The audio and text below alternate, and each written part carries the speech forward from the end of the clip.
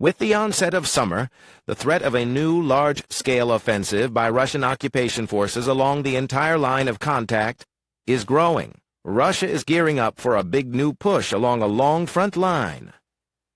The spring brought some suspension of hostilities to the line of contact in Ukraine, due to equipment's inability to move through dirt. The fear is that Russia will mount a big new offensive, as it did last year, and Ukraine's ability to hold it off this time looks much less sure now than it did then. That is why it urgently needs to mobilize more troops and build more robust frontline defenses. Also, the delay in providing the necessary military assistance from the United States and Europe poses risks, since Russia may break through Ukraine's inadequate defensive line. Yet Ukraine cannot simply blame its allies. It is guilty of mistakes too. One has been its failure on manpower. Russia is gearing up for another wave of mobilization, with an eye to its next big push. The terrorist attack on a Moscow concert hall on March 22nd may actually make this easier for Vladimir Putin, who is using it to claim that Russia needs to be strong in the face of bloodthirsty enemies. Also, Ukraine is very late in reinforcing its own defensive positions, and the government still dreams of a new counteroffensive, and dreads the idea that the current front line may harden into something very like a border. The idea that this line might become the basis for a future peace negotiation is exactly what Mr. Zelensky has wanted to avoid.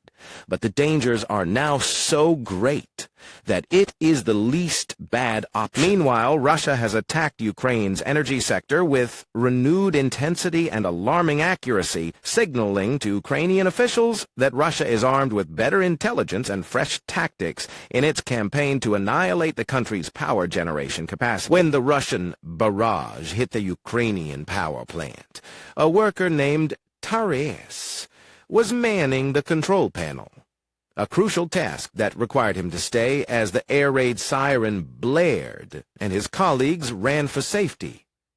After the deafening explosions came a cloud of smoke, then darkness.